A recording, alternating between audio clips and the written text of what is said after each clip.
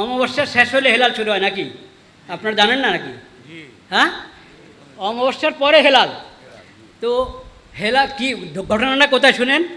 ইংরেজিতে হেলালের একটা অনুবাদ হলো কি? নিয়মন। নিয়মন যখন সে ডিকশনারিতে খুলেছে, ইংরেজি থেকে বাংলা ডিকশনারি, নিয়মন, তো এক অর্থ লেগেছে নতুন চাঁদ, আরেক অর্থ লেগেছে অমাবস্যা। তো এখন অমাবস্যা যখন দেখেছে, খুশি হয়ে গেছে, অমাবস্যা অমাবস্যা। আরে আল্লাহ কি কোরআনে নিয়মন বলেছেন না হেলাল বলেছেন? হেলাল বলেছেন। তো হেলালের অর্থ কি সেটা না দেখবা তুমি? তুমি ইংরেজিতে হেলালের অর্থ দেখেছো নিয়মন, এরপরে বাংলাতে নিয়মনের অর্থ হলো অমাবস্যা। এইভাবে কোরআন বোঝা হবে? এই হলো ঘটনা। অথচ হেলালের তর্জমাতে অনুবাদে যে নিয়মন বলা হয়েছে ওটা হলো কিসেন মন, কিসেন মন হেলাল, ওটা অমাবস্যার অর্থে নিয়মন না। এইভাবে কোরআনের আয়াতকে বিকৃত করে দিয়েছে। এখন বলে অমাবস্যা থেকে মাস শুরু হবে, আবার বলে যখন দেখা দেওয়া সম্ভব। কখন দেখা দেওয়া সম্ভব? এটা তো এই কনজাকশনের পরে, মানে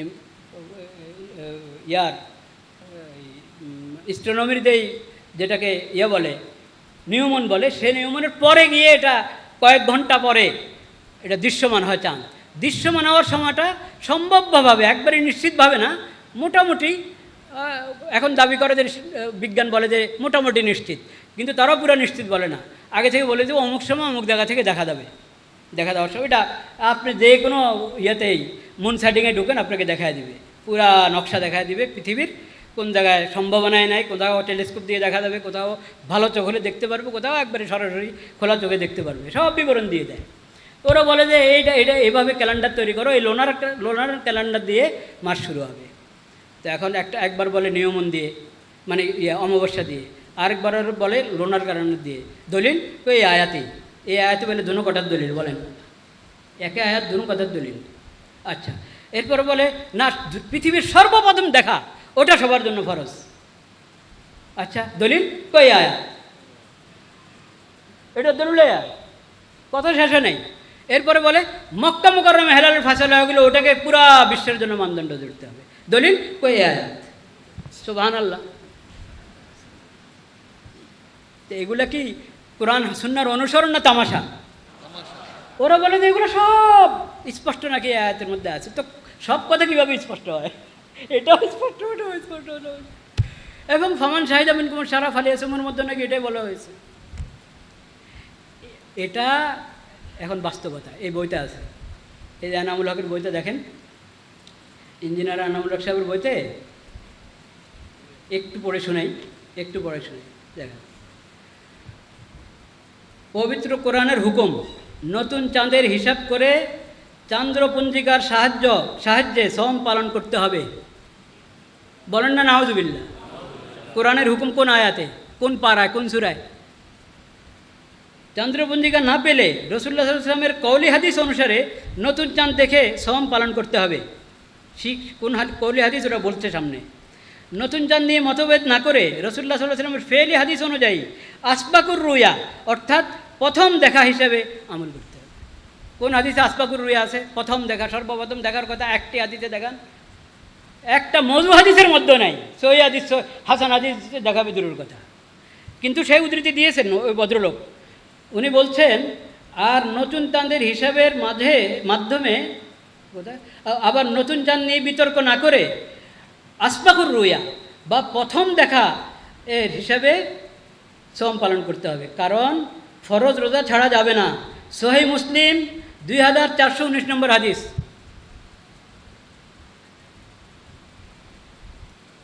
ওই হাদিস কি? ওই হাদিস হলো, ওই হাদিসের মধ্যে আছে কিছু লোক সফরের অবস্থায় হেলাল দেখেছে। তো দেখেন না নতুন চাঁদ কখন একটু বড় ছোট হয়, তো বড় হলে আমরা বলি যে এটার কালকে চাঁদ রে, পরশু চাঁদ। অভ্যাস আছে না, এটা আগের যুগে এরকম মানুষের অভ্যাস ছিল, এরকম একটু মোটা না, এটা আজকের হতে পারে না, এটা আরও একদিন আগে হয়েছে, আমরা দেখি নেই। তারা গেল মক্কায়, সফর শেষ করে মক্কা মুকাররমে গেল। আব্দুল্লাহ ইবনে আব্বাস রাদিয়াল্লাহু আনহুকে জিজ্ঞেস করলো যে আল্লাহ রসুলের সাহাবী, আমরা এরকম ঘটনা, আরে তোমরা কবে দেখছো সেটা বলো। আমরাই তো যখন দেখছি তখন, এর আগে দেখি নাই। যখন দেখেছো, যে রাত সন্ধ্যায় দেখেছো, এটা ওই রাতের চাঁদ। আল্লাহ তাআলা তোমাদের দেখার জন্য এটা বড় করে দিয়েছেন, হেলাল কখনো বড় হয় ছোট হয়, বড় হলেই বুঝবে না যে এটা বাসি চাঁদ হয়ে গেছে। এই বর্ণনা এটাতে বলছে আসবাকুর রুয়া, সর্বপ্রথম দেখার কথা এই হাদিসে আছে? কখনো নেই। এইভাবে একবার হাদিসের নম্বর দিয়ে মিথ্যা কথা। তো এখন সে বলে আল্লাহ তো আর চেয়েছিলেন ক্যালেন্ডারের উপরে করতে, মানে হিসাবের ভিত্তিতে। নবীজি বলছেন যে হিসাব তো তোমরা পারো না, তো দেখে করো। তো এখন যেহেতু আমরা হিসাব পারি, তো আর দেখে করার কাজ কী? এই সমস্ত কথাই কথা। এগুলি কি বলেন কোরআন হাদিসের কথা, ইসলামী শরীয়তের কথা? এখন যদি এই লোকের মুরিদ হয়ে যায়, ওই মৌলানারা যারা 136 বইয়ের দিয়ে রেফারেন্স দিয়ে দেবেন, কিতাব লিখবেন, উনি এখানে ইয়াসারুনকা আনিল আহিল্লার বিভিন্ন তফসিরের কিতাব থেকে প্রথমে রুহুল মানের হাওয়ালা এনেছেন। কি হাওয়ালা? মাওয়াকিদ অর্থ কী, আহিল্লা অর্থ কী, সেটা পেশ করছেন। আরে এগুলো পেশ করো, এই হাদিস এই আয়াতের মধ্যে আল্লাহ তাআলা ক্যালেন্ডারের কথা বলেছেন, নিয়মনের কথা বলেছেন, কনজাকশনের কথা বলেছেন, সর্বপ্রথম দেখার কথা বলেছেন, সেটা তুমি দাবি করছো, ওটা বের করো। কোন তফসিরের কিতাবে লিখেছে? একটা কিতাবও নেই। বরং এর বিপরীতে আলুসির উনি প্রথম হাওয়ালাটি এনেছেন, রুহুল মানির মধ্যে আলুসি রহমতুল্লাহ আলাইহি বলেছেন যে সওম এবং ঈদ এগুলোর ক্ষেত্রে নবী করিম সাল্লাল্লাহু আলাইহি ওয়াসাল্লাম রুইয়তে হেলালকে, হেলাল দেখাকে মানদণ্ড বানিয়ে দিয়েছে। ও কথা ওখানে সামনে আছে, সে ওটা নকল করেনি। আচ্ছা, এবং সর্বপ্রথম দেখা মানে হেলাল দেখার ব্যাপারে, দৃশ্যমান হওয়ার ব্যাপারে যেই ভিন্নতা আছে, এই ভিন্নতা ধর্তব্য নয় ওই মতের পক্ষে। মতকে তারা নিজের পক্ষে পেশ করতে গিয়ে আলুসির হাওয়ালাও দিয়েছে। কিন্তু আলুসি রহমতুল্লাহ ইয়েটা কি একটা কিতাব আছে ওনার সফরনামা, ইখতিরাবুল গরায়েব,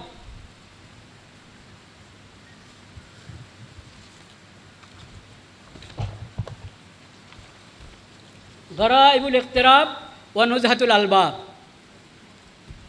আলুসি, মুফাসসির আলুসি রুহুল মানির। যে রুহুল মানির সংশ্লিষ্ট হাওয়ালা উদ্ধৃত উনি করেন নাই, যেটা সংশ্লিষ্ট না, যেটার দরকার ছিল না ওটা এনেছেন, যেটার দরকার ছিল ওটা উল্লেখ করেন নাই।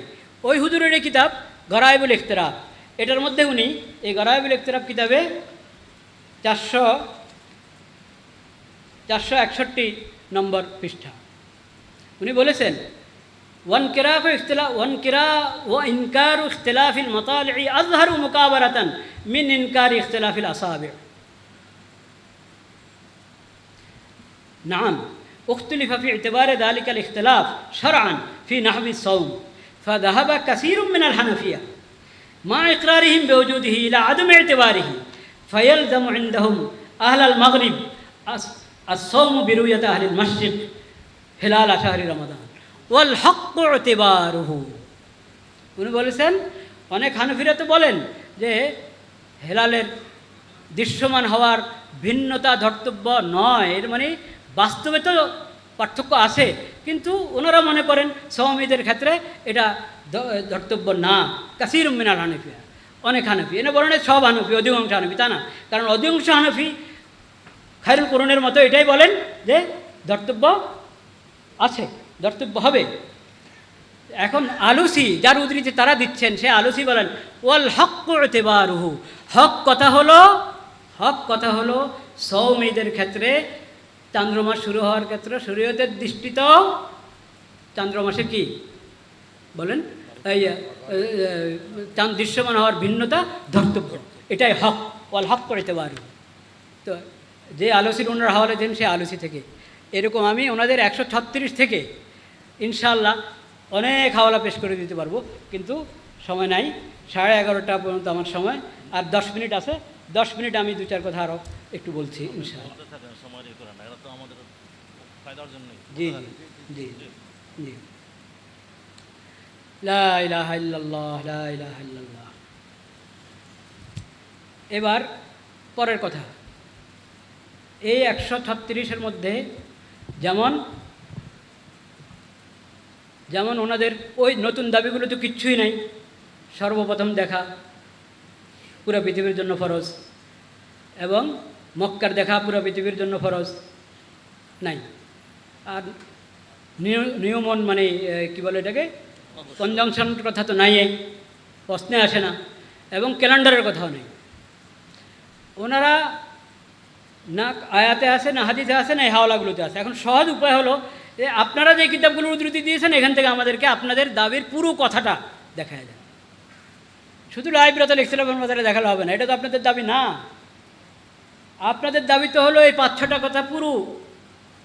আপনারা বলছেন যে আমরা অন্যদের পরে শুরু করার কারণে আমাদের 2 রোজা 1 রোজা বাদ যাচ্ছে, ফরজ তরক হচ্ছে। কেউ আবার ইশারা কেন এটাও বলতে চায় 60 রোজা কাফারা রাখতে হবে, নাউজুবিল্লাহ। আবার আমরা অন্যরা ঈদ করছে, আমরা ওই দিন রোজা রাখছি, ঈদের দিন রোজা রাখার হারাম কাজ করছি আমরা। এটা কোনো এক ফকি থেকে দেখিয়ে দেয়, কোনো এক ফকি থেকে। আপনাদের উদ্ধৃত কিতাবগুলোতে দেখা যায়। তো এখন আপনাদের উদ্ধৃত কিতাবগুলোর মধ্যেই আপনাদের কথাগুলোতে দেখাতে পারছেন না, কেন দেখাতে পারছেন না? এটা হলো কথা। আর কেন মিডিয়াতে খালি এই কথা আসছে? বিশেষজ্ঞরা বলে এই একদিন আগে হওয়া দরকার। বারবার একটা কথা খুব প্রচার করে পত্রপত্রিকা এবং আমাদের মিডিয়ার বাইরেও বলে যে ওআইসিতে ফায়সালা হয়ে আছে। ওআইসি কী জিনিস? ওআইসিতে কিসের ফায়সালা হবে? ওআইসির অধীনে একটা ফেকা একাডেমি আছে, ওটার নাম জিদ্দা ফেকা একাডেমি। ওটা ওআইসি না, ওআইসির অধীনে একটা গবেষণা কেন্দ্র, মাজমা কি বলে, মাজমা আল ফিকহুল ইসলাম। ওখানে একবার এটা আলোচনা উঠছিল। এটা একটা প্রস্তাব ওরা পাশ করে রেখেছে, যেটা আমল কিভাবে হতে পারে সেটা চিন্তাও করেন নাই, এবং ওটা হলো একটা ইখতিলাফি বিষয়। ওনারা নিজেদের ইজতিহাদ অনুসারে একটা ফায়সালা করেছেন। পুরা দুনিয়ার আলেমদের ইজমা হয়েছে কখনো না। এর বিপরীতে অনেক ফেকি বোর্ডের মধ্যে এর বিপরীত ফায়সালা হয়ে আছে। কিন্তু যে কথাটা আমি বলতে চাচ্ছি সেটা হলো এই ফায়সালা 1408 হিজরিতে হয়েছে। কত? 1987, হ্যাঁ 86 বা 87, যাই হোক, তখন হয়েছে। ওই থেকে এই পর্যন্ত, এই 2026 পর্যন্ত ওনারা কি করেন? ওই ফেকা একাডেমির সদস্যরা পুরা বিশ্বের না, ওনারা প্রত্যেকেই নিজ নিজ এলাকা হিসাবেই রোজা ঈদ করেন। নিজের হেলাল কমিটির বিরুদ্ধে কাউ যান নাই। যেমন শাইখুল ইসলাম হযরত মাওলানা মুফতি তকি ওসমানী, উনি ওই বোর্ডের কি সদস্য, বড় ব্যক্তি, নায়েব রইস উনি। তো উনি কী করেন? উনি পাকিস্তানের হেলাল কমিটির বিপরীতে গিয়ে আলাদা ঈদ করেন। ডক্টর ইউসুফ করদেব আলাদা ঈদ করেছেন কখনো? ওয়াহাবা জোহাইলি, মোস্তফা ওয়াহাব জোহাইলি কখনো আলাদা ঈদ করেছেন? একজনের নাম দেখিয়ে দেন। ওখানে যারা দস্তখত করেছেন, অনেকে তো বিরোধিতা করেছেন, কিন্তু সংখ্যায় একটু বেশি হয়ে গেছে যারা বলেছেন যে না, এই ধর্তব্য নাই, লা ইবরাতা লিখতিলাফের পক্ষে যারা হাত উঠিয়েছেন, সংখ্যা বেশি হয়েছে জন্য এটা ফায়সালা হয়েছে। যারা হাত উঠিয়েছেন এটার পক্ষে, তাদের কেউ নিজের দেশের হেলাল কমিটির বাইরে গিয়ে রোজা ঈদ করেছেন, একটা ডকুমেন্ট চাই। আপনারা ওনাদের কথা প্রচার করেন, কিন্তু ওনাদেরকে জিজ্ঞেস করতে পারেন না আপনারা যে একটা ডকুমেন্ট দেন। তাকি ওসমানী সাহেবের কথা শোনাই, 86 বা 87 হলো ওই ফায়সালা, কিন্তু আমি শোনাচ্ছি আপনাকে 2009। কত? 2009 নভেম্বর মাসে তাকি সাহেব হুজুর জুমার বয়ানে, ওখানেও একটা বাইতুল মুকাররম আছে করাচিতে, বাইতুল মুকাররমের জুমার বয়ানে তাকি সাহেব হুজুর বলেন, উনি কি বলেছেন पूरा पढ़ी ना, खुलासा कथाटा पढ़ी, अरे ये साइंस की बात नहीं, साइंस की उल्टी की बात है। তোমরা যারা বলো যে বিজ্ঞানের দাবি হলো ওখানে আরাফার রোজা হচ্ছে, হাজিরা আরাফার রোজা করে এখন কোরবানি করছে, আর আমরা এখন আজকে আরাফার রোজা রাখছি। বিজ্ঞানের দাবি হলো আমরাও তাদের সঙ্গে কি করা, আরাফার রোজা তারা যেদিন রাখছে, আমাদের এখানে 8 জুলহজ, আমরা তাদের 9 জুলহজ হিসাবে আমাদের 8 জুলহজুল হক আমরা রোজা রেখে ফেলবো। এটা না বিজ্ঞানের দাবি। আর না, এটা বিজ্ঞানের দাবি না, এটা বিজ্ঞানের উল্টা। বিজ্ঞানের দাবি হলো যার যার হেলাল, যার যার হেলাল হিসেবে আমল করা, এটা বিজ্ঞানের দাবি। তোমরা যেটা বলতেছো এটা বিজ্ঞানের বিপরীত। সেজন্য तो सबको मक्का मुकर्रमा के और मदीना के ताबे नहीं किया जा सकता है, ये नामुमकिन है, ना अमलन मुमकिन है, ना अक्लन मुमकिन है, लिहाजा इसमें शक शुबा नहीं डालना चाहिए। सब दुनियाके তোমরা মক্কা মদিনার হেলাল হিসেবে আমল করাবা, এটা অসম্ভব। যৌক্তিকভাবে অসম্ভব, যুক্তির দিক থেকেও অসম্ভব, আমলের দিক থেকেও প্রায়োগিকভাবে অসম্ভব। এটা সম্ভবই না। কাজে এগুলোর পিছনে পড়বে না তোমরা, এটা তকি সাহেবের কথা। কাজে তোমরা পাকিস্তানে যার যার দেশে যখন 9 জুলহজ তখন তোমরা রোজা রাখবা, হাজি সাহেবদের নজর হিসাবে তোমরা রোজা রাখবা না। তোমরা তোমাদের তারিখ মতো রোজা রাখবা, তাহলে রোজার সওয়াব পাবা। এটা তকি উসমানের কথা। আসেন জ্যোতিন বিজ্ঞানীদের কথা। আল বেরুনিকে চেনেন আপনারা? হ্যাঁ, আল বেরুনি রহমতুল্লাহর কিতাব আছে আল আসারুল বাকিয়া, আসারুল বাকিয়া আনিল কুরুনিল খালিয়া। এটা বিজ্ঞানের বই এবং জ্যোতির্বিজ্ঞানের অনেক কিছু নিয়ে এটাতে আলোচনা আছে। একবারে হেলাল নিয়ে, হেলালের দেখা নিয়ে যাবতীয় তফসিরে আলোচনা। উনি বলেছেন আমরা যারা বিজ্ঞানী, আমরা হেলাল সম্ভাব্য কখন কোন জায়গায় দেখা যেতে পারে এটা এই জন্য বলি, যাতে হেলাল দেখা তোমাদের জন্য সহজ হয়ে যায়, যাতে হেলাল দেখলে শরীয়তের হুকুম বাস্তবায়ন হয়। শরীয়তের হুকুম সম্ভাবনার সাথে না, শরীয়তের হুকুম হল হেলাল দেখার সাথে, এই কিতাবের কথা। এবং উনি বলেছেন আজকাল দেখেন, ওই জমানাও এরকম ছিল, কারণ রাফিদি, সকল শিয়াও না, রাফিদি যারা, তারা বলে জ্যোতির্বিজ্ঞানের হিসাবের আলোকে ক্যালেন্ডার করো, ওই ক্যালেন্ডার দিয়ে আমরা রোজা ঈদ করবো। উনি বলেছেন যে এরা আলেহা ওলামায়ে কেরামকে গালি দেয় যে এরা আগে থেকে বলতেই পারে না কখন রোজা ঈদ হবে, ওই চাঁদ দেখার জন্য বসে থাকে, অনেকক্ষণ দেরি হয়ে যায় অনেকরা, তারপরে ফয়সালা করে। এইভাবে তারা লজ্জা দেয়, গালি দেয়। ওরা যদি বুঝতো যে, তাহলে বুঝতো যে ত্রুটি হলো তারা যেটা করে সেটার মধ্যেই ত্রুটি, নতুবা শরীয়তের হুকুম যেটা সেটাই হলো যৌক্তিক। সেটা যদি যুক্তির আলোকে বলো তো শরীয়তের হুকুমটাই যৌক্তিক, আর শরীয়তের হুকুম তো এটা আছেই। এই কথা আল বেরুনির মতো বিজ্ঞানী বলে গেছেন। এছাড়াও এই জমানার বিজ্ঞানীদের কাছে তাদের বইপত্র আমাদের কাছে আছে, তাদের কাছে আমরা সরাসরি নিজে চিঠিও লিখেছি যে আমাদের দেশে কিছু লোক বলছে যে বিজ্ঞানের দাবি হলো এরকম, ওরা বলছে না। এবং আপনারা বিজ্ঞানী হিসেবে আপনারা কি বলেন?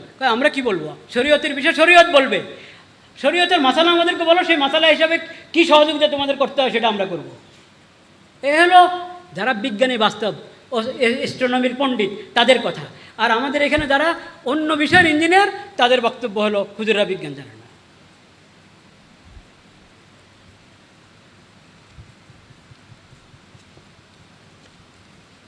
এখন আমি আর লম্বা না করি না, শেষ কথাতে আসি। এইখানে ওনারা যতগুলো উদ্ধৃতি দিয়েছেন, এক দুটো উদ্ধৃতি আমি দেখালাম আপনাদেরকে, আরও দু একটা দেখাই, ওটা দেখাই আমি শেষ করছি। কেন দেখাচ্ছি ওটা বলা জরুরি। কি জানি শাইখ ইবনে বাজের ফতোয়ার মজমুয়া,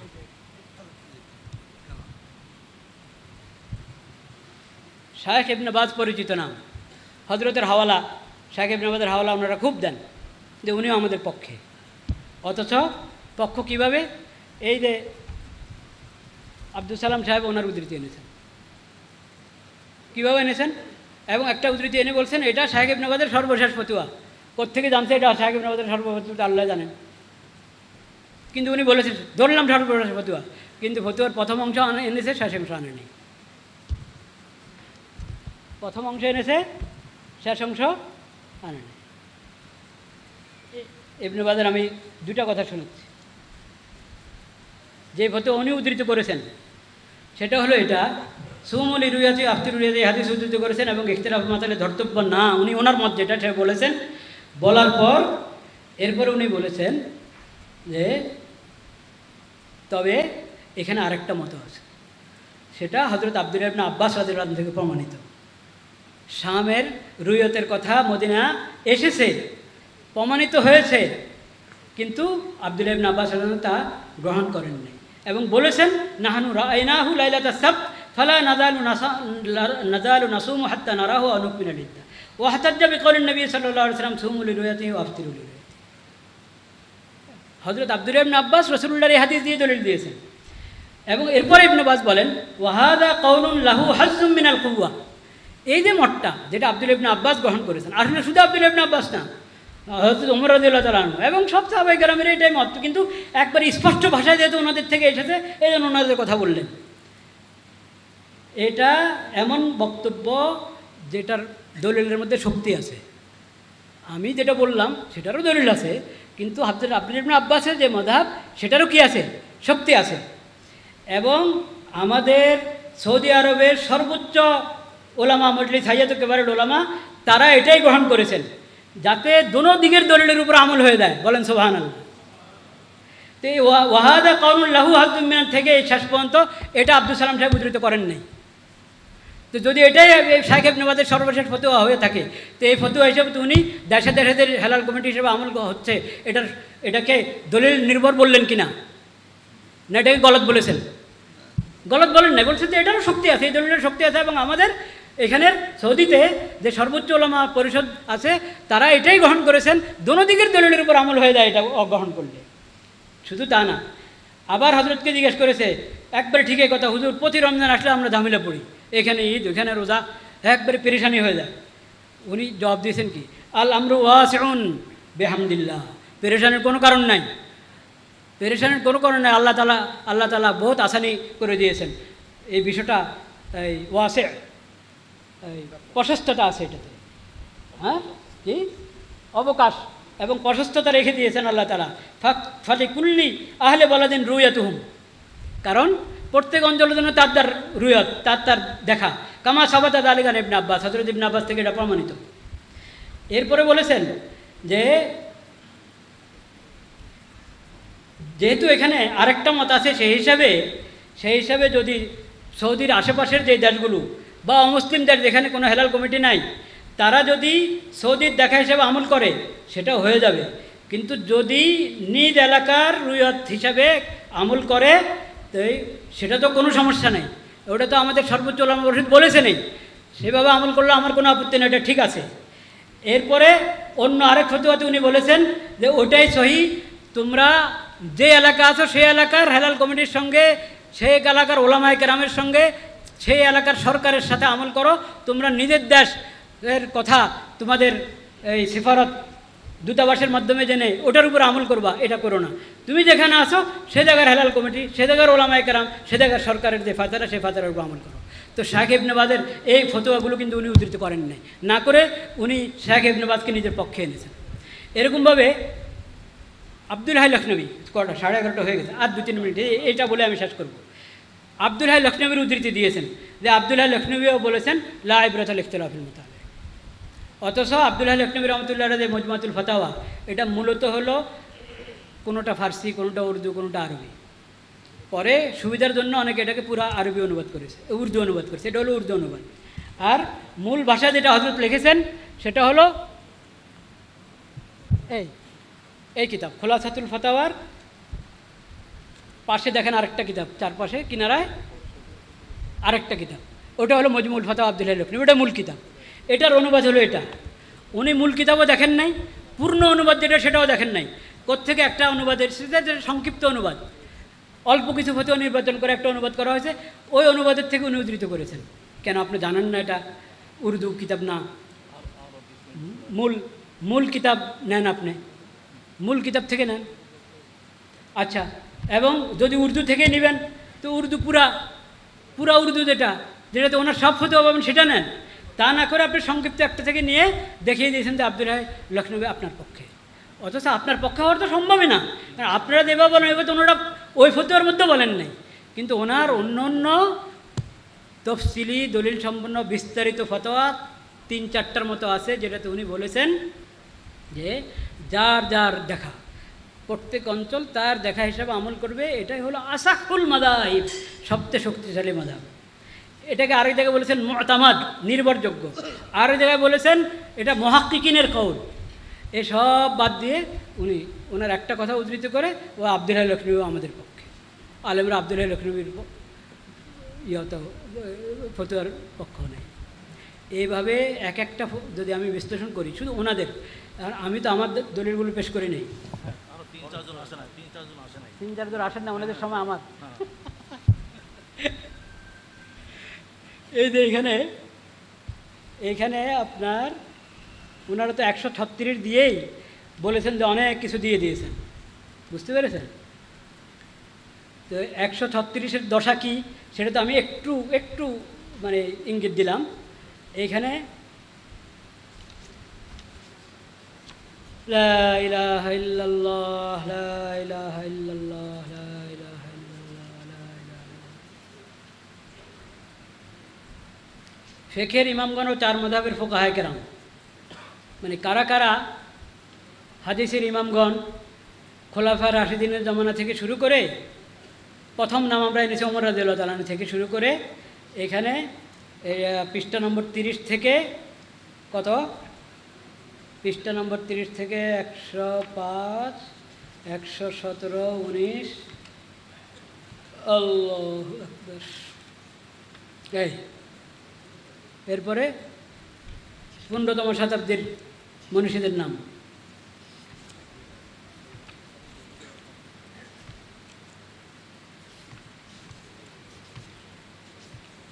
হ্যাঁ, 152 নম্বর পৃষ্ঠা পর্যন্ত নম্বর পৃষ্ঠা থেকে 152 নম্বর পৃষ্ঠা পর্যন্ত মনীষীদের তালিকা। উনি দিচ্ছেন 136 কিতাব, ব্যক্তি তো না, মানে একই কিতাবে হয়তো। তো এখানে আমরা ব্যক্তির উদ্ধৃতি দিলাম হলো মোট 345 মনীষী। হয়তো মুহাদ্দিস নয়, মুফাসসির নয়, মুফতি। আর সাহাবার জামানা তো খলিফায়ে রাশেদ আছেন, ফকি সাহাবি আছেন, তাবি, তবে তাবির জামানা, ইমাম মাযহাবের ইমামদের জামানা। আর কিতাব হলো, কিতাবের উদ্ধৃতি এসেছে 311টা। 311, মানে এটাতে সব দিয়ে দিয়েছি তা না, নির্বাচিত 311টা কিতাবের নাম। উনি 136 দিয়ে 311 কিতাবের উদ্ধৃতি এখানে আছে। এবং 300 আপনার মনীষী কজন? 345। তো সেই উদ্ধৃতি আপনারা ওখানে পড়ে নেন, আরও যা আছে ওগুলা সংগ্রহ করে নেন পরে। কিন্তু আমি দেখাতে চাচ্ছি হলো 136-এর মধ্যে যারা যে নামগুলো এসেছে ওনাদেরকে দিয়েই আমাদের কথাগুলো প্রমাণিত হয়, তাদের বক্তব্য কী হয় না, প্রমাণিত হয় না। এই কথাটার আমি আপনাদেরকে দিলাম। দুইটা মাত্র উদ্ধৃতি দিয়েছি, একটা হলো মজমুল ফাতাওয়া, আর একটা দিলাম হলো শাইখ ইবনে বাজের কি আপনার ফাতাওয়া। এই 2 কিতাব। এছাড়া আরেকটা শুনুন ওনাদের হাওয়ালা। ওনারা লিখেছেন ফতুয়া মাহমুদিয়া। এইখানে তলেব ইলম যারা আছেন আপনারা জানেন, মাহমুদুল হাসান গঙ্গোহী, মাহমুদুল হাসান গঙ্গোহী রহমতুল্লাহ আলাইহি। 1325 হিজরিতে জন্ম, 1417 হিজরিতে ইন্তেকাল, ডিসেম্বর 1996-তে ইন্তেকাল। এই ব্যক্তির যে ফতোয়া ওটা হলো এই ফতোয়া মাহমুদে, অনেক খণ্ড, এখানে আমরা শুধু সংশ্লিষ্ট খণ্ডটা আনলাম। এই ব্যক্তির ব্যাপারে ওনারা বলছেন কি শোনেন। মাহমুদুল হাসান রহমতুল্লাহ আলাইহি তাদের পছন্দ হয়নি। তাদের মধ্যে যারা মানে মাওলানা, তারা এনামুল হক সাহেবকে গুরু বানিয়েছে। কি সে বলে যে ইয়াসালুনা কানিল আহিল্লা, এটার মধ্যে নাকি বলা হয়েছে চান্দ্রমাস শুরু করতে অমাবস্যা থেকে। কেউ তো নাউজুবিল্লাহ বললেন না, বুঝেন না, খেয়াল করেন না কিছু। ইন্নালিল্লাহ বলেছেন। হ্যাঁ, একটা হলো হেলাল, হেলালের বিপরীত হলো অমাবস্যা।